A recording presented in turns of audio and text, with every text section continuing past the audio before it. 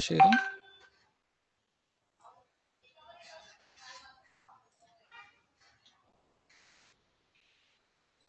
Sridhar, are you there?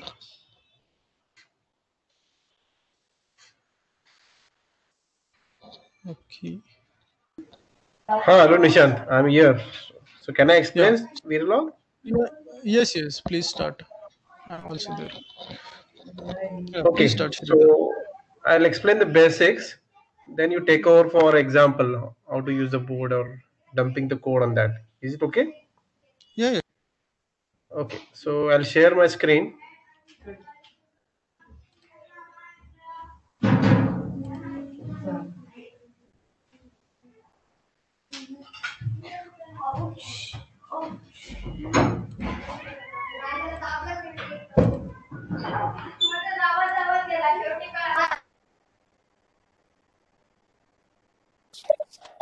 Sridhar, can background noise?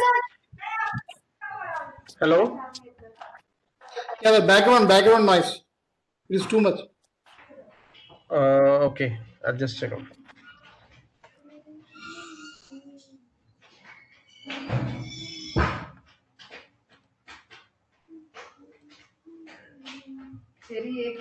Is it okay now? Oh, No, the background noise is coming. People yeah. are talking behind you. 1 minute.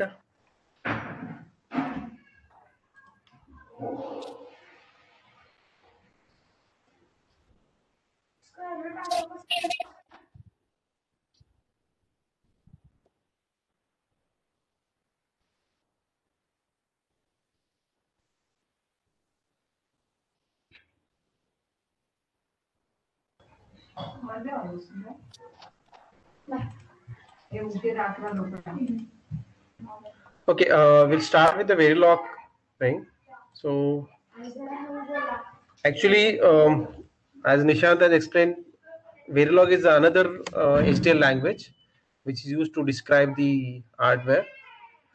So basically, if you look at the syntax and the other part, this is very similar to the C language.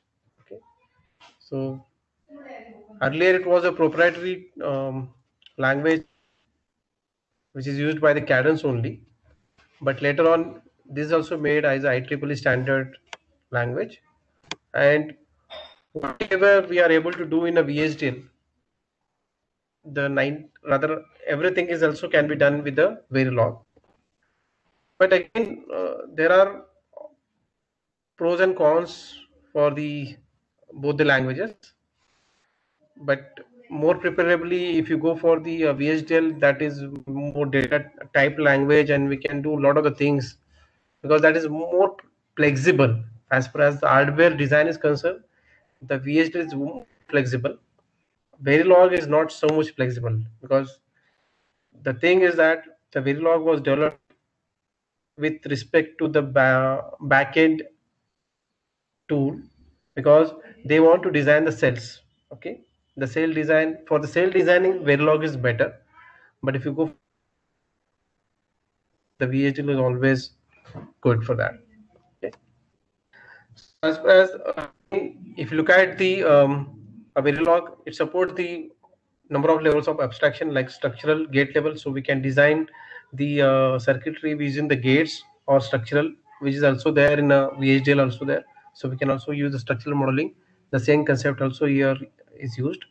Then RTL, that register transfer level, so we can also go for the how to have a connection between the sequential logic and the combinational logic. So obviously, but nowadays the RT is default one. Earlier, there is some difference between the normal Verilog code on VHDL, and again that should be converted in RTL code. But nowadays, there's no difference at all. So whatever you're writing, that is also RTL code. That we can say that. Then we can have a behavioral modeling style. So we can define the behavior of your circuitry. That is also possible. Okay. Always, if suppose again, I'll what I can say that if suppose if you are familiar with the VHDL, so try to compare it what is there in a Verilog and how we can implement the same thing in a Verilog. That's why we are learning fast. Okay. If you are not aware of the VHDL, if you are very much compatible with Verilog, or if you are, then you compare with the C. Suppose we are going to be familiar with the C, then similar syntax is always there in a Verilog.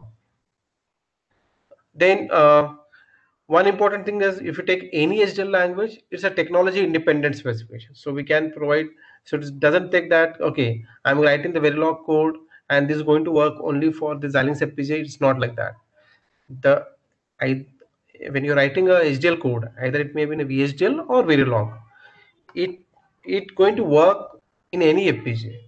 Okay, so in that case, it's a technology independent. All the syntax which are there in the Verilog are very much similar to C. Okay. So we can easily compare in the C language. So on the same guideline, you can also write the HDL code in the Verilog. Obviously, as this is to be used for describing the hardware, so there are some changes, and as a hardware engineer, you have to take care of that. Okay. So it should not always, you must remember that the HDL is used for describing the hardware, and you have to keep in your mind that what hardware you want to design. That's a very important. It's not like that this is a sequential language. It's again the concurrent language. Any HDL language, if you take, either if you take a VHDL or Verilog, it's a concurrent language. The execution takes place in a parallel. Okay. So as I said, in 1985, the Gateway Design Automation, that company has developed this Verilog. But again, if you look at that, the main intention was to for simulation purpose. But later on, they have added synthesis capabilities, okay, so that we can have a generation of the hardware. And then because of the simplicity and because of the similarity with the C, it's become popular. And in 1989, the Cadence has taken out, and from that again the more popularity gained by the Verilog. So because of the popularity and so many industries are using it, then IEEE has made Verilog as a standard language in 1995, and this becomes 1364. So that standard is given for the Verilog. And then after Verilog, then System Verilog comes for verification purpose, like that. So System Verilog is again based on the Verilog only. So those who are familiar with the Verilog, they can easily switch to the System Verilog. The very important thing is that in the Verilog, all the identifiers and even the everything, model name and everything is a case sensitive. Okay, so very similar to the C. In the C also, everything is a case sensitive, which is not the case in a VHDL. Okay, the VHDL is a case insensitive. If you look at, so I had given example temp. So in that temp, all the characters are small, but again, if you read T capital, then TMP, so all these are become different names in the Verilog. And another important thing is that the keywords, okay, all the keywords must be in a lowercase. The comments, so there are two ways to give a comments. Either you can use a 2 forward slashes for, that is for single line comment, and or if you're going for the multiple line comments, then we can use forward slash and asterisk. So that's the way we can multiple line comments, okay, can be nested. This feature is not there in a VHDL. Okay, in a VHDL you have to comment every single line, and that with the 2 dashes. Okay, the semicolon, obviously if you take any programming language, there should be some way of terminating the statement. So here also they are using the semicolon for terminating the statement. Okay, and looking at this, we can easily say that it is very similar. As well as syntax wise, it is similar to the C language. Okay, in comparison with the VHDL again, so again I'm giving always a comparison. I don't know how many people are familiar with the VHDL. How many people are familiar with the VHDL? A lot of the people, or very few people are familiar?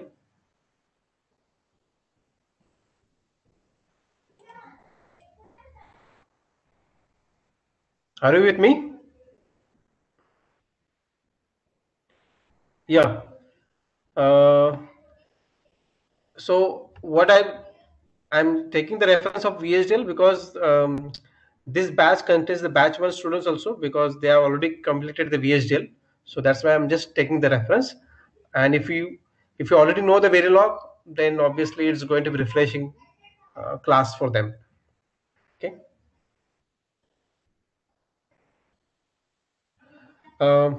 Yeah. So this supports a four-value logic. So it takes logic 1, logic 0, I impedance, and unknown. Okay, and all are the a synthesizable thing. Okay? So likewise in a VHDL we can have different kinds of the data types. Here the very limited data types are present in the Verilog. That is the one limitation I can say for the Verilog. So it's a structural model. Look at the a basic structure of Verilog. Okay, so everything should be specified between the module and end module. Everything is going to be specified with a module and end module. So module is a keyword. We specify the design. Then you have to give. So this is simple. What you can say that example of 2:1 marks. Okay, you can specify the structure of your design by using the gate primitives or connecting wires. Here we are using the gate primitives means the Verilog itself has already have gates like AND or NOT. So these are the basic gates which are present in the Verilog. Okay, so that can be used for designing any combinational circuit. Okay, yeah. Now if you go for the module, so we must have to declare a module. Here we declared module mux, and the component, that is interface list, we should be given. Okay, so here we are given y comma a comma b comma select. So these are my interface list. This is nothing but my input outputs for a muxes. Now there is a general practice. Okay, give output first. So here we are given y output, and then that is followed by the inputs. So a b are nothing inputs, and select also input. So you have to specify that which is output, which is input. See, you can give any order. Okay, it's not like that. Always you have to give y first. No, no, you can give in any order, but keep a practice that the always you give output first and then input at the last. Because if you go for using any primitives in the a Verilog, for example, here we have primitives like AND and OR and NOT we are using. So in that cases, the output is first, and then we have to provide the inputs. That's why we can say that. Then we have to specify which are the inputs and outputs. Okay? And intermediate signals. Intermediate signals are specified using the wires. Now, if you look at here, the wire, I can say that they are the internal signals. Okay, they are the internal signals for your circuitry. Now, if you look, so the wire we declared because that is internally we need it. Okay. Now, if you know the equation for the 2:1 marks, so what we need is y is nothing but not of select and a plus no select line and of b. So this to be ORed with. So the same thing here we have written. I'll write equation so that you'll get that.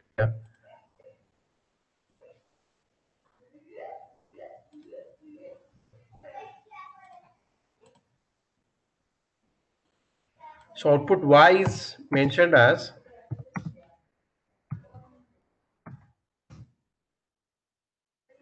not of select and with A. So this is one term, and then you need oring with select and B.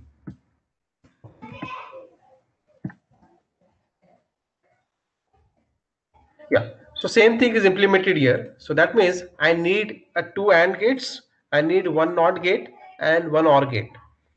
So instead of writing a complete equation, okay, I have used the gate primitives here.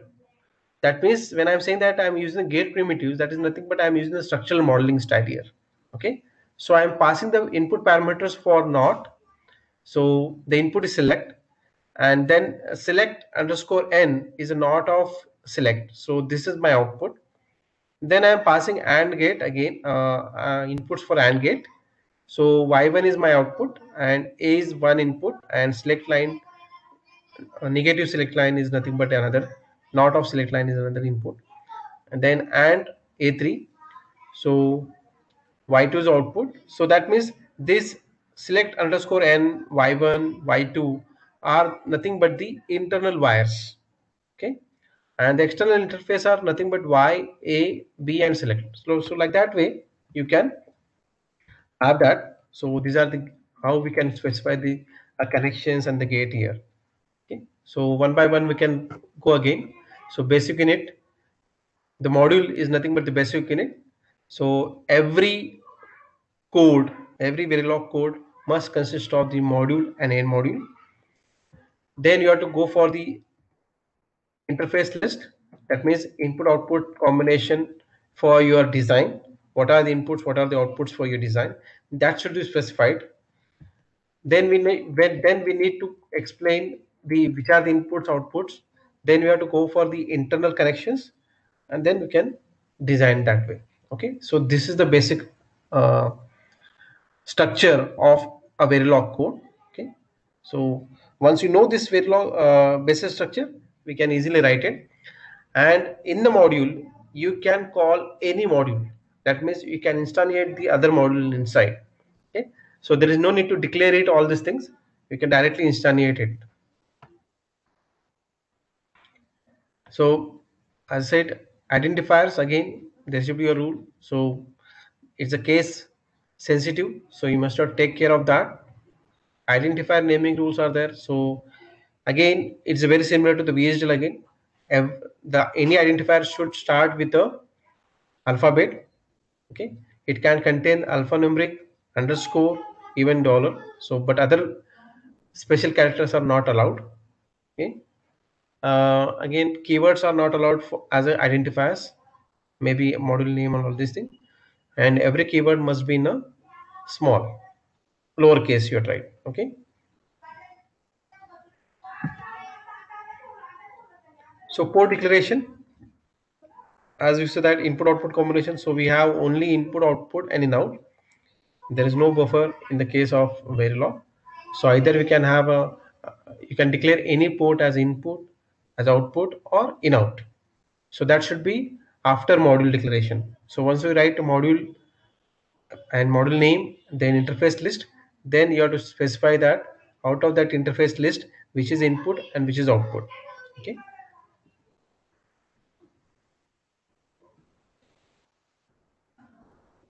So port connections rules.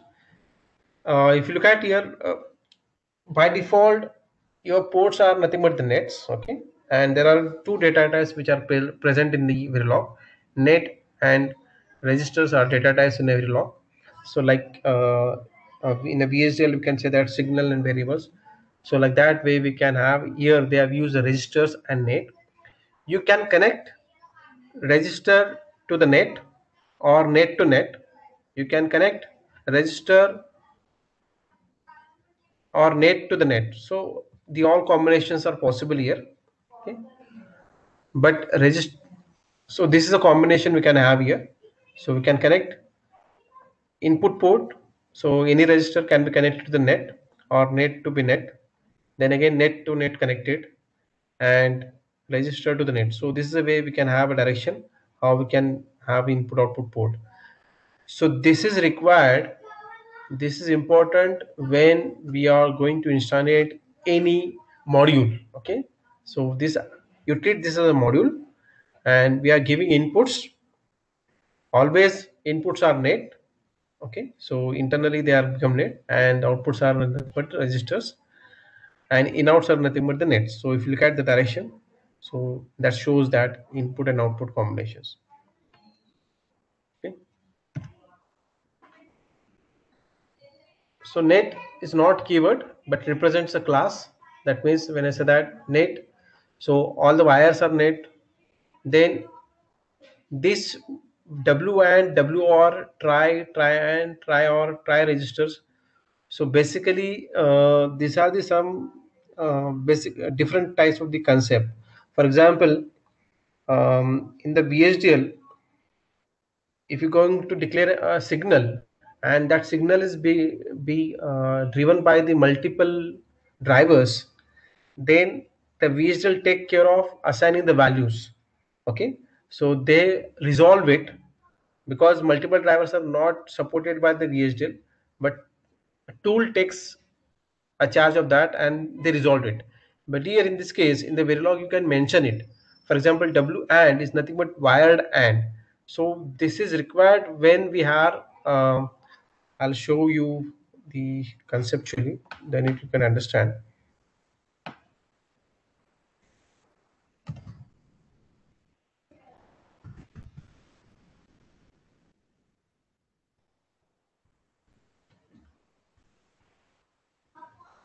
Yeah. Suppose I have two AND gates, okay, and output of two AND gates, I want to connect it. So this is nothing but Y. But this is not valid actually, because Y is driven by the two AND gates. So here we need a resolution function. Okay, here we need a resolution function, and that's called as a wired AND or wired OR. So anyway, the same is replaced. Suppose I am using the W AND, so this is nothing but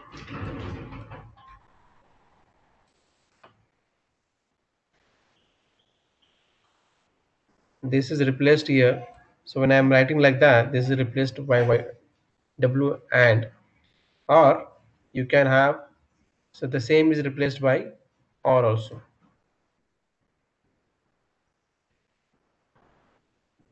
Okay, so like that way you can use it. Similarly, the other one is for the tri-state and all these things. So, and basically this date is used for the connections, and value should be continuously driven. So wire is, if you go for in a way Verilog, the wire is the default data type which is being used. Okay, and there are separate names indicates the purpose. For example, net value is X for multiple drivers. As I said, for example, if you look at here, the diagram which was shown, okay, suppose I'm directly, Y is driven by the two AND gates directly. So in that ways, this is going to be X, because we are not able to compute what is exact output. That's why we need to have a wire on resolution function is required. The same thing you have mentioned. The net value is Z without any drivers. Suppose none of the value is driven by that, so it's a high impedance state. So that's way we can have net. So wire is again a net data type. The mostly wires are used here, and if you're not mentioned thing, so it's being a register. Registers is similar to a signals in a VHDL. So that represents the data storage element and need not be a continuously driven. That's the one, because registers outputs are delayed one. Okay, so the immediately is not applied. They retain a value until driven again. So unless and until the next value comes, the same similar value is there. Default value is X again for everything. In the case of Verilog, default value is X. Okay.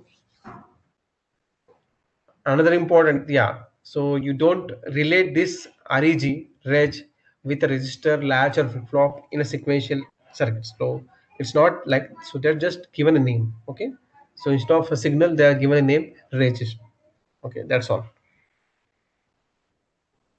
Uh, these are the logic gates primitives which are available in the Verilog, which can be used for designing any combinational circuits. Okay, so like we have AND, OR, NOT, NAND, NOR, XOR, XNOR, buffer, inverter, that is NOT gate. So how to use it? If you look at the gates are the, that means input are expandable. You can provide number of inputs for this AND gate, OR gate, and all this thing.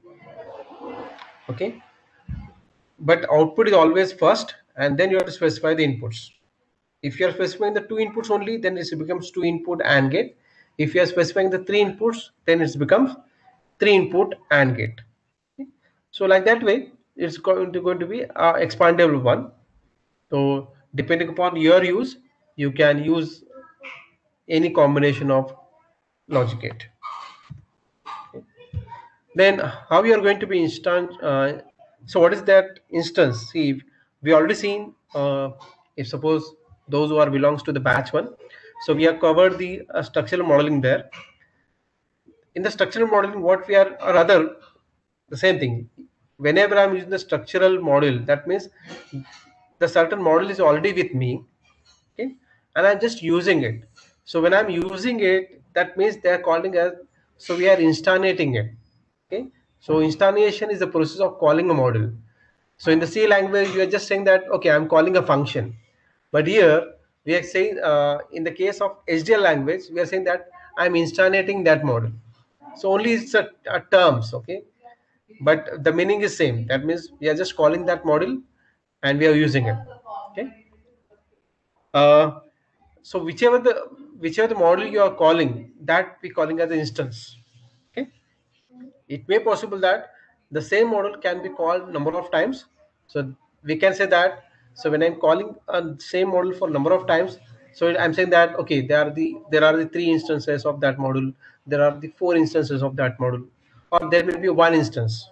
So like that way also I can explain. Okay, that means how to read it, how to explain the code. So say that I can say, for example, if you look at the example of a mux 2:1 mux, here I can say that there are two instances of AND gate, one instance of OR gate, and one instance of NOT gate. Okay, the another important thing is that we have to provide the instance name. So when you are calling, the instance name should be unique. So for example, here the AND gate and A2 and A3 are the unique. Suppose I am giving the same instance name, it's going to be confusion. So it's giving the error. Okay, so you have to give a different instance name. Unique name should be given for each and every instance name. That is followed by the passing the parameters. Okay, that means actuals and formals to be associated. So what is important here, whenever you are using the internal primitives in the Verilog, so always output first and then input. So that's why here we are specifying that output and then input, and then it should be ended with the semicolon.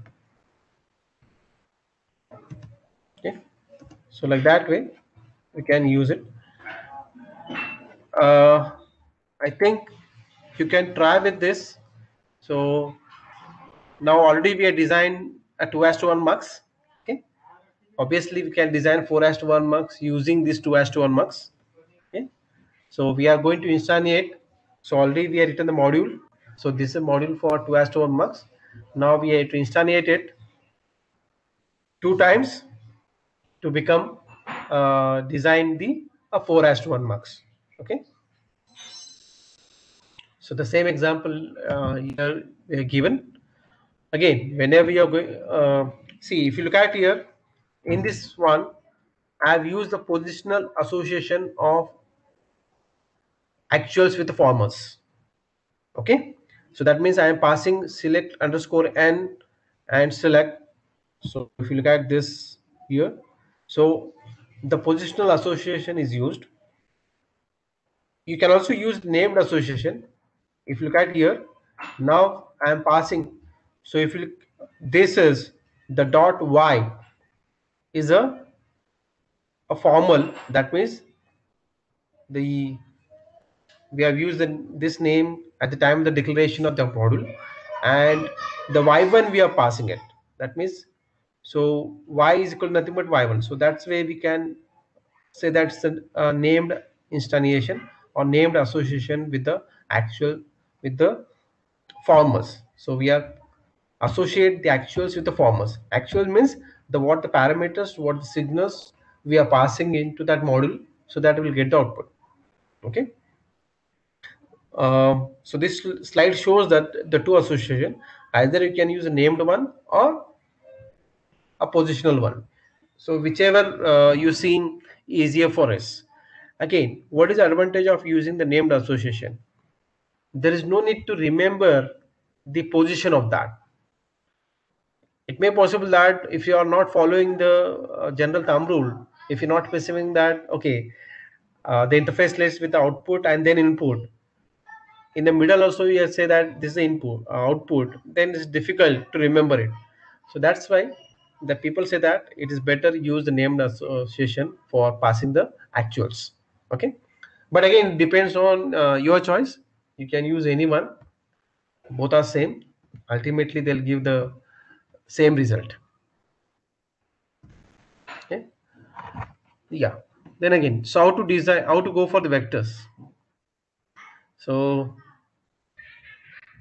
you can design the vector, you can declare the vectors like simply the way you are designing in the way you are declaring in the C. Okay, so we have to use a bracket, but here we have to mention the limit.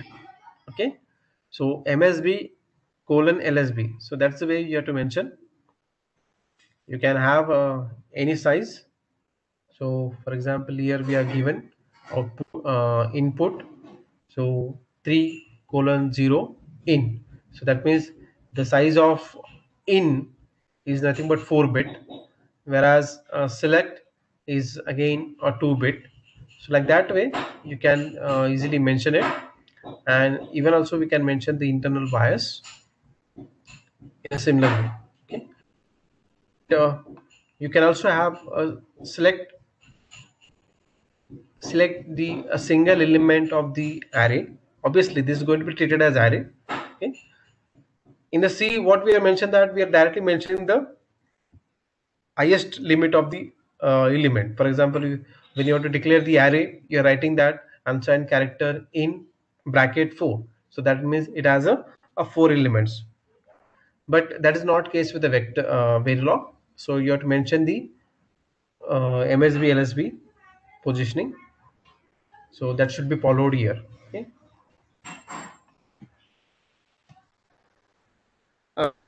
Used input ports always connect to either 1 or 0, so it should not be like that you're not using any of the input which you are declared. Okay, so always it should be connected to that, leaving if you are not connected anything, it's going to be float, and obviously it is not recommended at all. Okay, so everything should be connected to either 1 or 0, it should be there. Yeah, so this is another example that how we can have a parity calling the ports. Okay, module. So we are called the module here, module of parity gen. So even parity or parity, and we are given the data in. So even parity, even underscore pty and odd underscore pty, nothing but the outputs, and data in nothing but the input. So the way you can pass it out that, and again internally you can also use another modules like that. Okay. Uh, so these are the certain assignments you can try if you are familiar with the Verilog. So the same concept what we discussed, we can use it for half adder, full adder. So once you design the half adder using the logic gates, and then design the full adder using these two half adders. Similarly, you can go for the BIST to 7 segment decoder, or 16:1 marks using 4:1 marks. That is also possible to design it. Okay. Um, Tri-state gate primitive. So we'll also have a tri-state buffers if you need it, really need, similar to the gates, logic gates. We also have a gate primitives. So we have a control pin is required, okay, to have a buffer action. So I think everybody familiar with that tri-state buffer. What is use of that?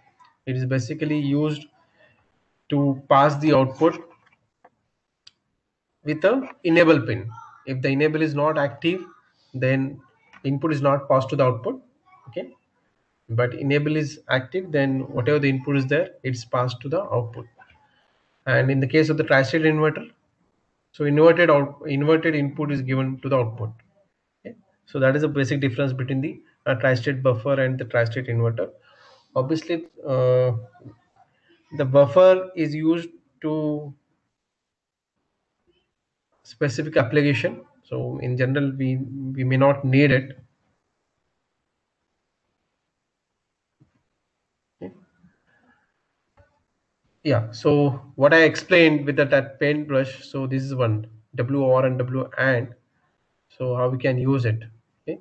So WR and tri-OR models wired OR connection supports multiple drivers to be active at the same time. So whenever Y is driven by the multiple drivers, so you must have to use this keyword WR or WAN depending upon your requirement, your application. Okay. So the same case, the statement is given like that here. Okay. Below here they are given. So Y ending with B, though then it's odd. So which one to be used? Okay, which drivers to be used?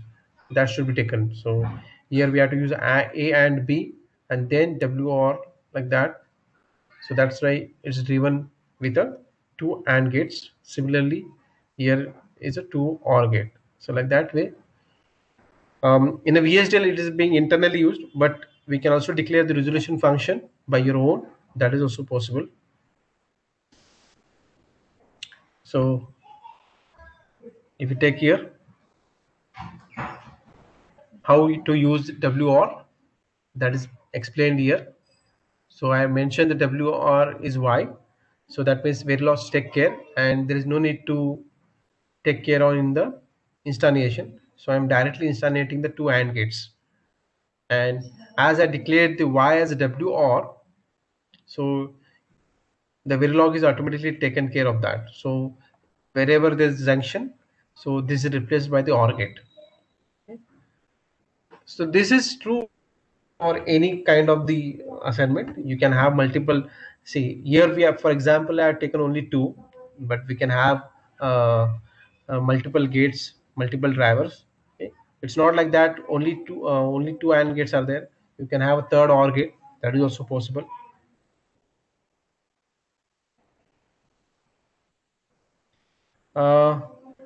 This supply one and supply zero models are actually not required for IPG design. This is required when you want to model your basic MOS level circuit. Okay. Basically, as I said, the Verilog is more popularly used in backend tools. Okay, and to model, you want to design any IC, so we need to use a MOS, CMOS. So to model that MOS level circuitry, we need the supply one and supply zero models. Okay, so that is there. Okay, we can use it. So they have used that supply one, and so it's connected to VDD, and supply zero is connected to the ground. Obviously, this is not the in our scope. Okay, so we are not going in that. So I think this is sufficient for today. Then, as I said, you can also have a model the MOS level structure. Okay, you can also model the MOS level structure. Those who are interested, who want to do a research thing and research paper publishing, so they can design it. it is only for simulation purpose. Okay, it is only for simulation purpose. It's not synthesizable. You cannot download such type of code in a FPGA. Using this, you can design the cells, and some of the backend tools support this, and you can use it. So that's why I'm not going to complete this one. Okay.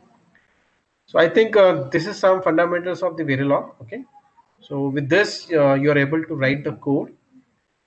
I think Nishant will now explain how to use the board. Hello, Nishant.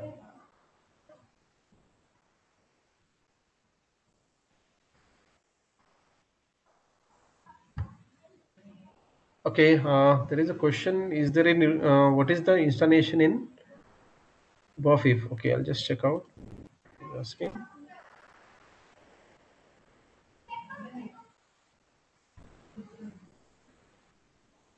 Yeah. See, basically, if you look at here, so there are the buffers. Okay. So one is a tri-state buffer with active high and active low. Okay. So when I'm saying that a buffer with a active high enable, that means if suppose enable is 1, then and then output is possible. Okay, it's a simply buffer. Okay, so it simply passes the output input to the output whenever there is enable, nothing else. Okay, and otherwise if suppose enable is not present, what is output? Output is in impedance state. That's why we're calling as tri-state. Okay, three conditions: either 0, suppose input is 0, output is 0, input is 1, output is 1, provided enable should be there. But if enable is not there, irrespective of input, output is in a tri-state. Okay. Yeah. The another one, is there any rule for instance declaring like capital with the numbers like that? No. See, it is again depends on uh, how we are used the module name. Okay. So if suppose the instance as a capital letters, then you have to use that capital letters only. Okay, is again depends on the how we are declared the identifier for that module. Okay, is it okay?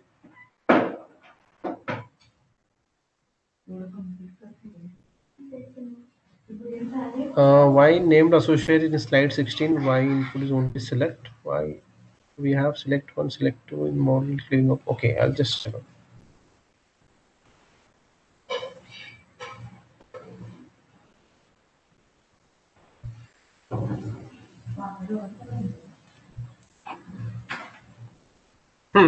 Okay.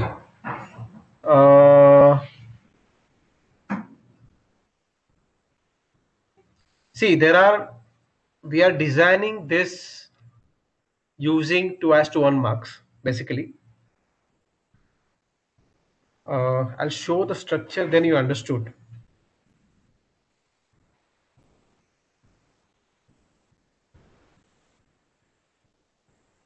See, I'm using the 2:1 marks.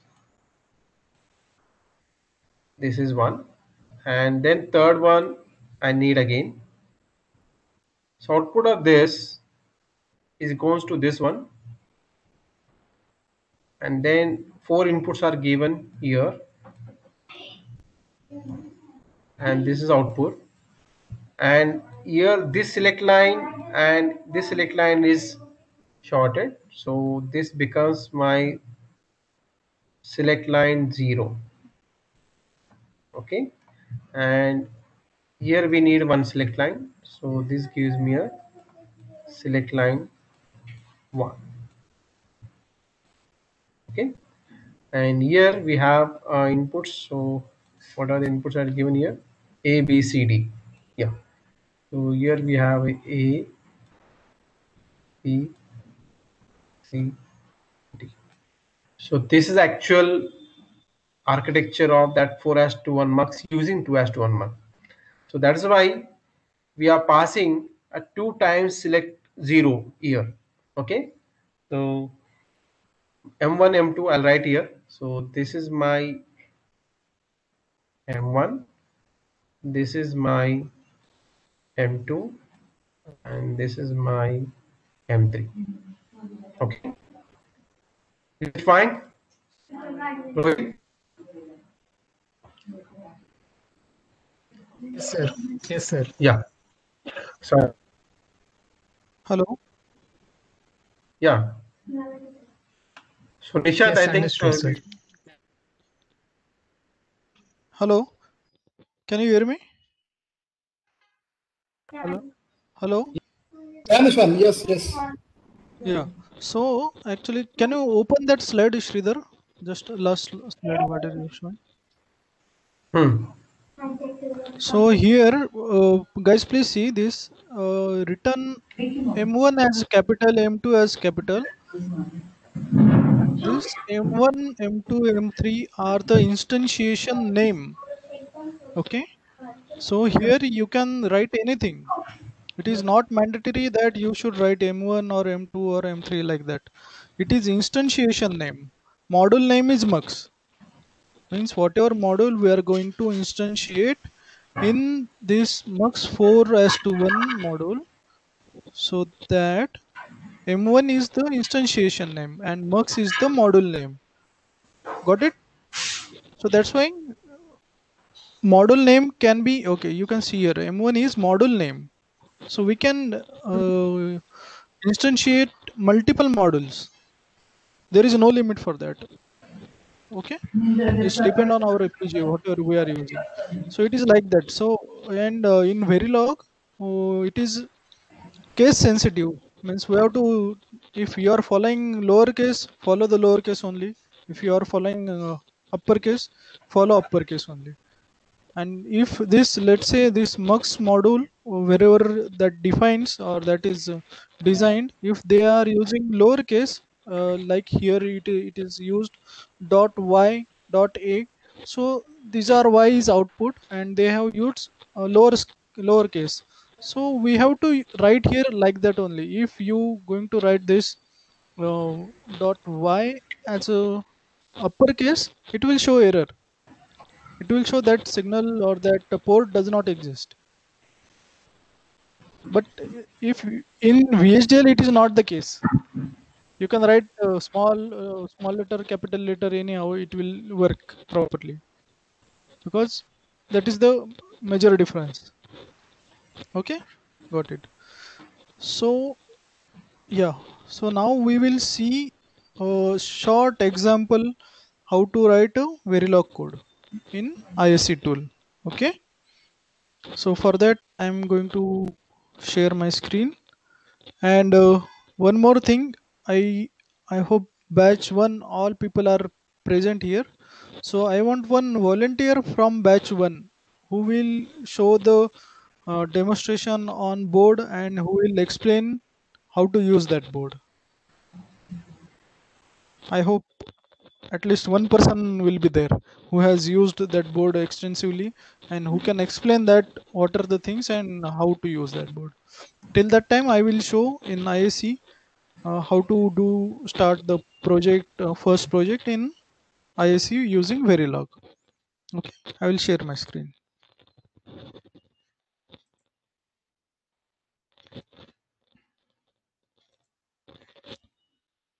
Can you see my screen? Yes, yes. Okay, very good. So see, so this is the ISC tool. Many of you are familiar with that. So I have opened. Okay, I will show this also. Once you install ISC, so in this you can see there is two command prompt are there. ISC design suit 32-bit, ISC design suit 64-bit. You have to open 32-bit command prompt, and in that once you type ISC and just press enter key, and then this tool will open. This will take at least 1 minute to open. Okay, so with this, whatever project you have opened lastly, it will open automatic. So now with this you can also see whatever the last project you have opened and you have used. Okay, so now I want to create new project. Let me see where I have stored. I don't know.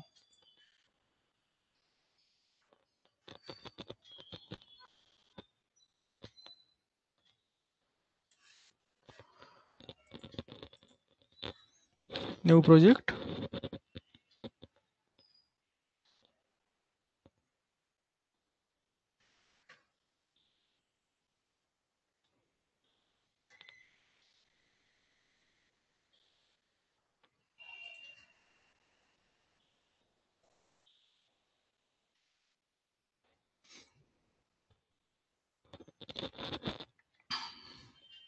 So we have to give name which will associate with the project.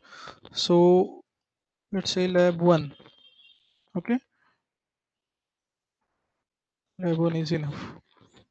HDL here, just we have to select HDL.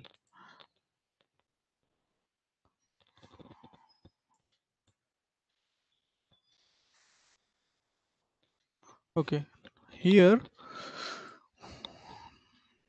please see carefully. We have to select Spartan 6, we have to select LX9, we have to select TQG144 and -2. Please, you can have a screenshot whenever you create a project for this board, whatever you have received. So you must use this FPGA only. Then only it will, that bit file or whatever file it will generate, it will work properly on that board. So after that, next, so this will show project summary. We are using this Spartan 6 series family FPGA, and this is device name, package, and speed grade, and that's it, finish. So our project is ready and there is no file.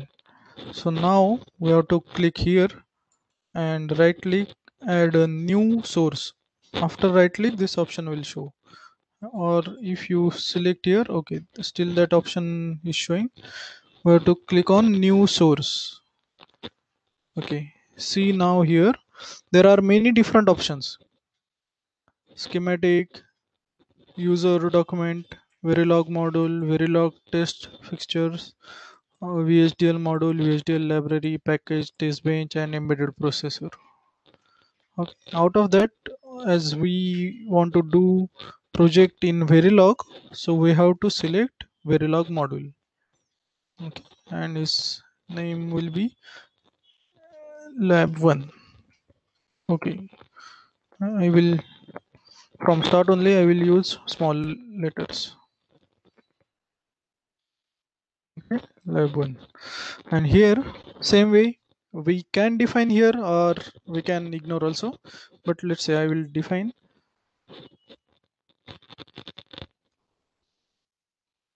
A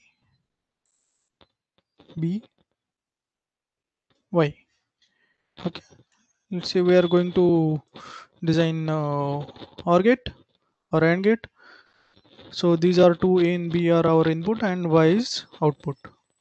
And as this is single bit, so no need to click bus. Let's say if we want to have a multi bit or 4 bit or 8 bit, so we have to click on this bus and we can give length here, but we will do single bit for start, and we have to click on finish. So for this, code is already generated. Please see carefully, I did not type a single line now, and module is ready. Lab 1 input is A, input is B, and Y is our output. So now what functions I want to write? Function means what operation I want to perform on input and what output I want to give. So for here, let's say Y equal to A and B. Okay, error, perfect. So can anybody tell me why this error is?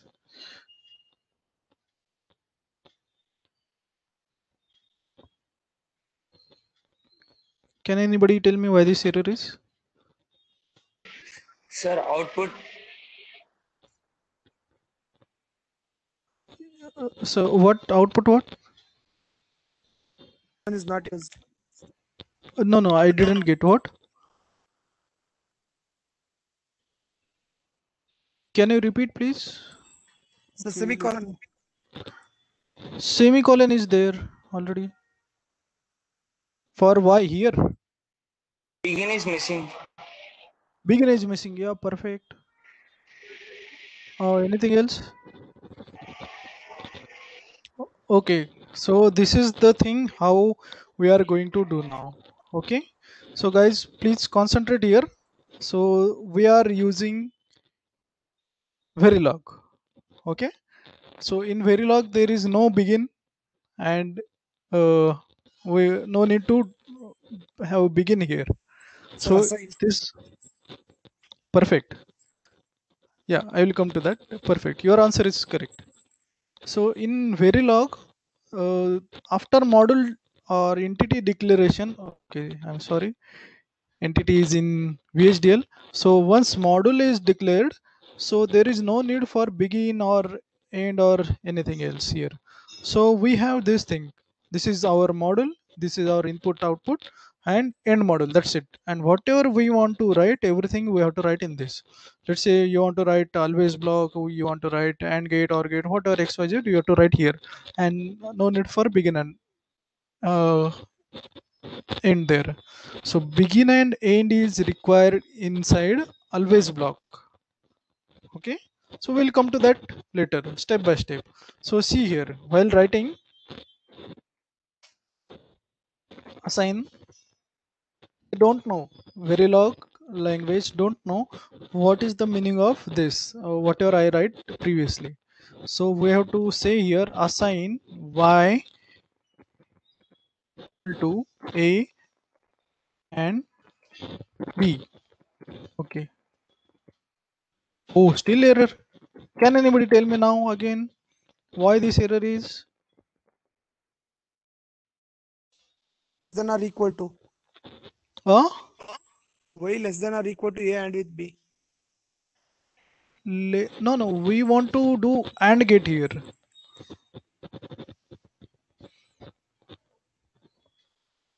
We want to just have AND gate. So that AND is not, AND is showing error for this AND word.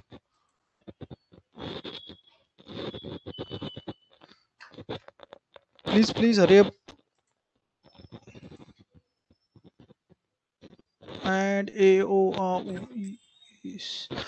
Yes. So Umair is saying we have to instantiate and YAB.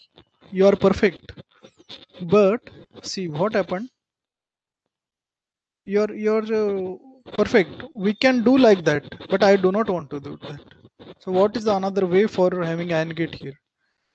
So if you see that instead of AND, this AND, okay, let me show you something.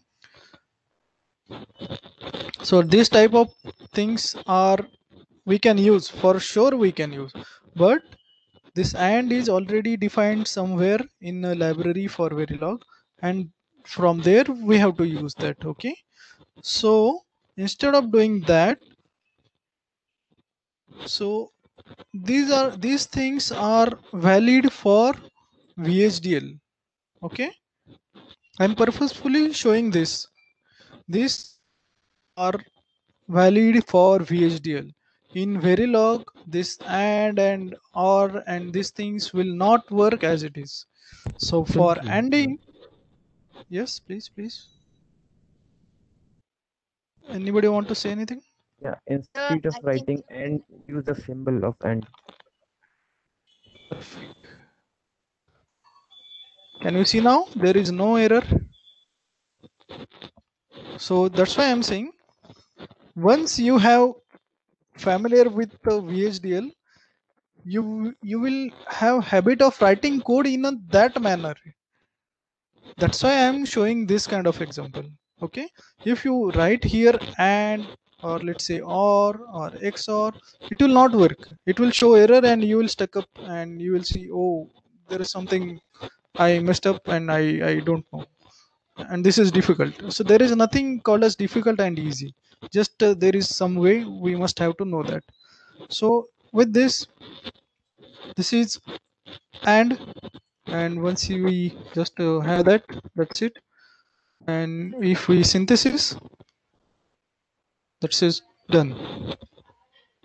Now here A will AND with B and output will assign to Y. That is the meaning of this sentence. So here you cannot. Excuse me, sir. Yes, Sir, please. is this AND or is this OR? Oh yes, perfect. This is OR. I'm sorry, you are right. Here AND is okay. This is the AND. Perfect. Yes, sir. Okay. Yeah. So here we cannot write like this only. We must have to assign. We must have to write assign word here. Then only tool will understand what we have to assign to Y. As Y is our output, we must have to write such a way that Y assign Y. What we have to assign Y, and this whatever ending we will going to do, that will we have to assign to Y. This is the way to write the things in Verilog. So whatever assignment outside always block, we must have to write assign. And okay, this is the thing. Now okay, as I change this, so this will go again. So now for adding UCF file, so you can see there implementation constraint file. So we can give name lab1. Okay. So this is our UCF file, means user constraint file, means pin file, whatever the pins we want to assign. So I hope many of you have received this board, and those who have not received, they will receive soon. Board is already on the way to you. So now what we have to do, we have to see what is our A and B. I will just copy this and I will paste here. Also where we want to display our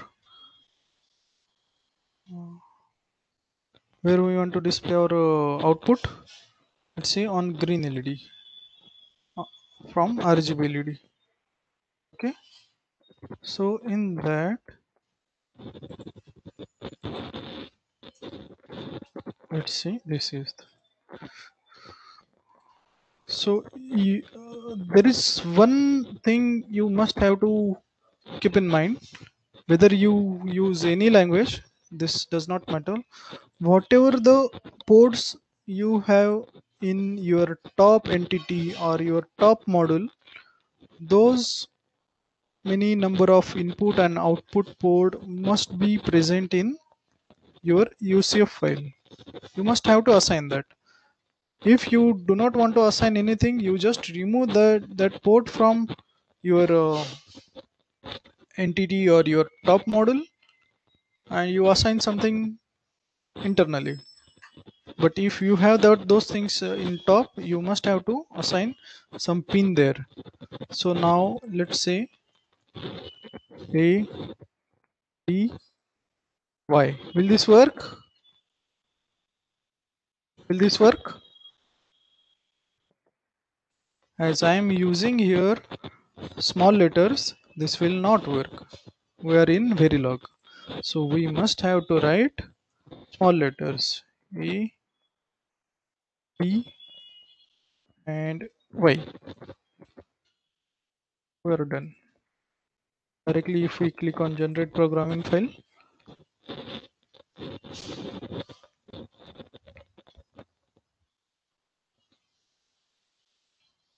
this will take some time to generate the programming file. Depend on your code and depend on your what logic you are going to perform, all these things. So meantime, what we will see, what are the things on board?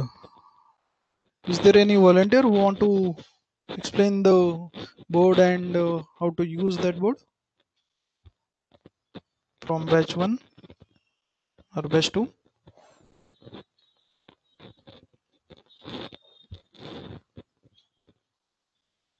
Is there any volunteer?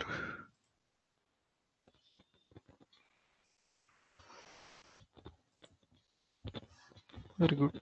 I will become volunteer, no problem. Okay, so this is the board you have received, and on this board we have made such a adjustment that you will always you have to use USB port. Okay, there is no provision for external supply. So now you have to use micro USB cable that you may have with your mobile or mobile phone or something like that, but please make sure that USB cable support data, because many of cable are available in market which support only power. So with that you may not be able to program this board, or you may not be able to see board in your device manager. If you have cable with data pins, then only you are able to program this board.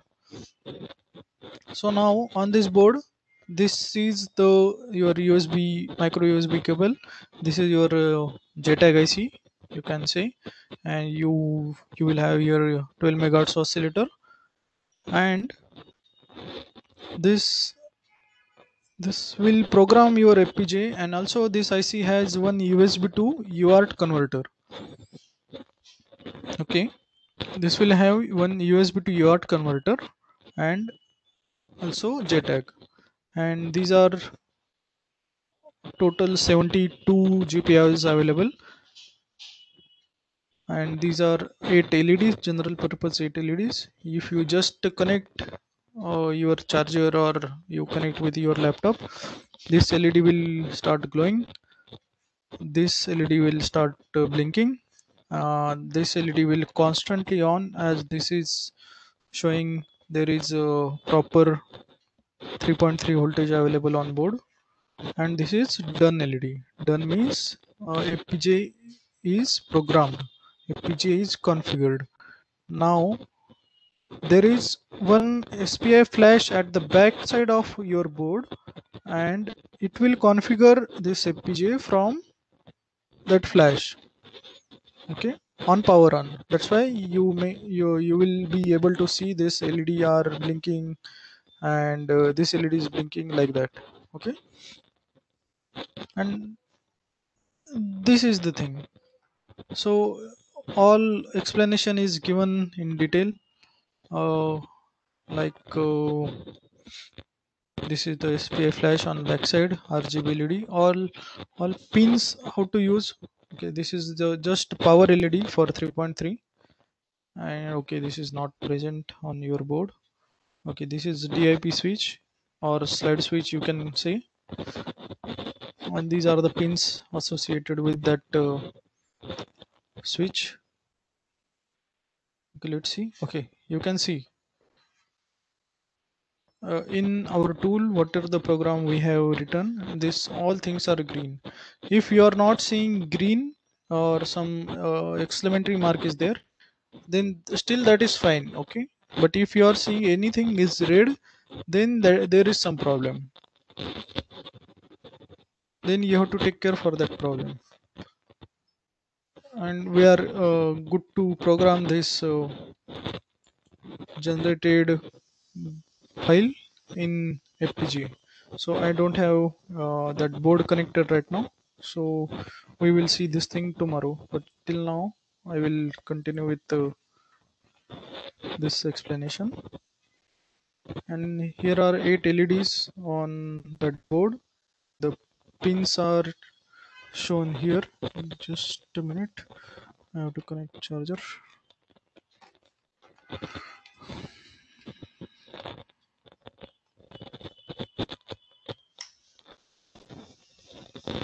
Okay, so why we need this thing? Why we need UCF file, or why need we constraint file? These are the pins for USB to UART. This 100 megahertz oscillator is not present on your board, but yes, I will show you how to use higher clock with 12 megahertz oscillator. And there is RGB LED, and this is that SPI flash. Okay, and all the GPIO is available. You can connect many things with that. So why this UCF file is required? Because this tool don't know on which pin we have connected what peripherals. Let's say what we can see. Okay, let's say this LEDs. Tool don't know which pin we have connected this. Let's say this TL0 we have connected to which pin. Tool don't know. To tell the tool we have connected TL0 to pin 16, we have to use this UCF file, that is called as user constraint file. So that's how tool will understand this is my input pin.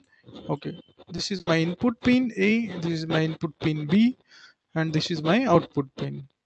So where output is going to only this 95 pin, and where we have connected 95 pin, that tool don't know, or he doesn't want to know also, because that is pin is connected to that RGB LED. Okay, this is how the process is. This is how the steps we have to follow to generate the project, to perform the operations, to create a project.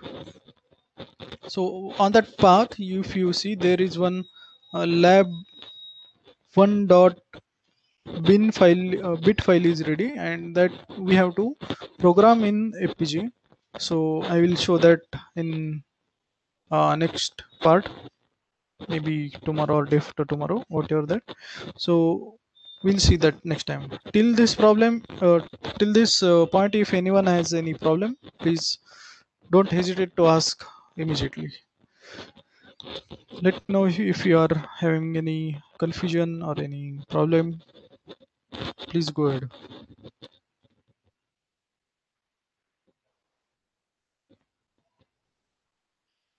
Sir, Yes, please go ahead. sir, where to write the UCF file in the same program?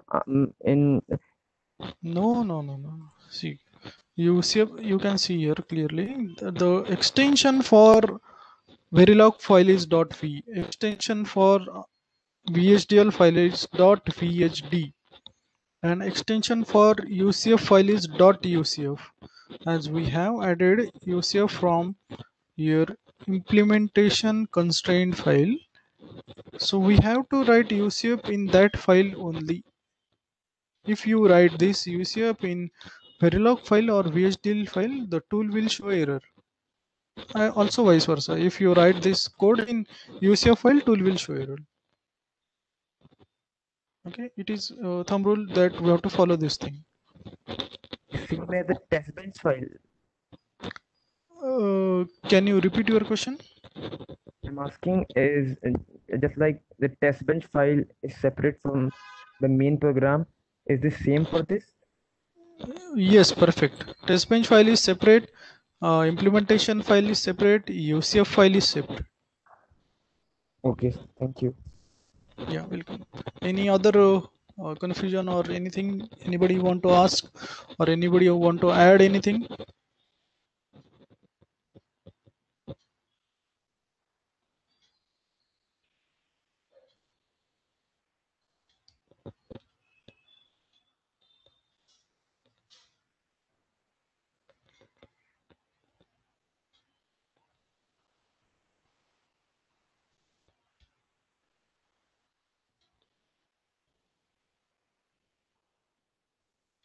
Hello, sir. Yes, please. Sir, UCF file is just for to communicate with the board, no? No, no, no. UCF file is to tell the tool that I am these pins as input and output. And Okay. with this UCF, one bit file will generate that we have to program into actual FPGA. Okay? Okay. Okay, sir. Yeah. Thank you. Thank you. Yeah, welcome. Yeah. Please ask if anybody has any doubt. Don't hesitate to ask.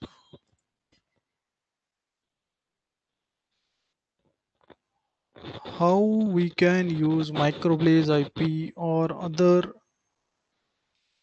already IP? Yes, we will show that tomorrow. We can use many different type of IPs which are already available with the tool, and for sure, yes, I will show that everything. Any other question?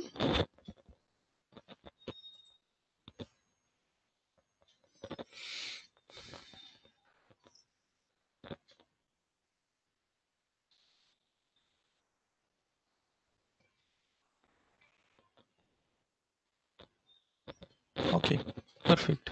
So see, for generation of UCF, okay, let's say this is the VHDL or Verilog code I have added in our project. After that, we have to right click, same way we have added Verilog or VHDL file. We can add already existing UCF file from this, add a copy of. Okay, add source means tool will use that file from that particular path wherever that file is present. That file will not going to add in project. That file will not going to copy in project. Okay, with this add copy of source means that file will get copied in your project, and then you can modify that, and that will be your local copy for your this particular project. So with this we can add a new source, and here implementation constraint file, that is your UCF file. Okay, you can see here there is some symbol or in something written UCF. This file you have to choose. Got it?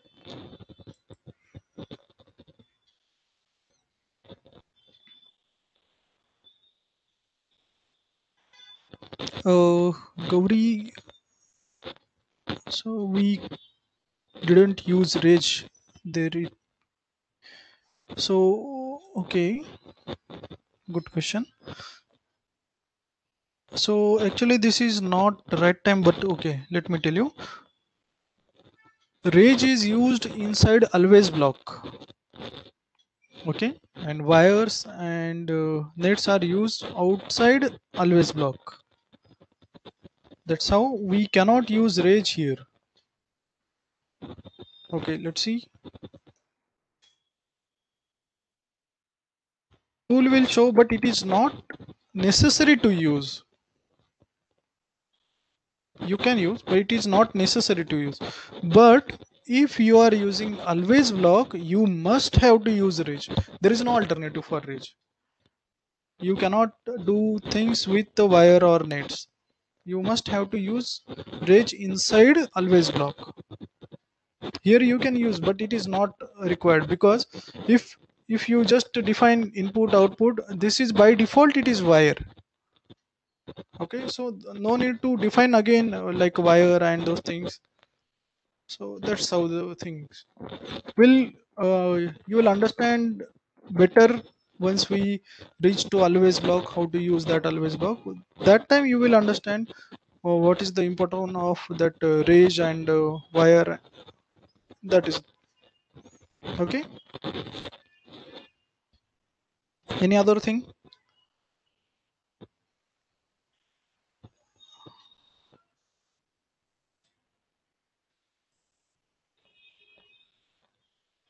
Okay, I think we are done for today. So Parameshwar, are you there? Yeah, Nishant. Yeah, I think there is no more questions. Any questions, guys? So have you given me an assignment to execute, Nishant? I think I'm going to share the PPT. So in that there are already assignments. Okay. Yeah, So last some slide. last slide. So they have to perform it, simulate it possibly, Okay. and once we'll cover that board implementation part. Nishant has already explained how to do it, but they can try it for Okay. downloading also. Okay. Yeah, fine, guys. Please submit your the PPT will be shared within about sometime. I'll just share you the PPT. Then you can Yeah, show yeah. the videos like as it was shared in the first batch. Any more questions? They can clarify now itself.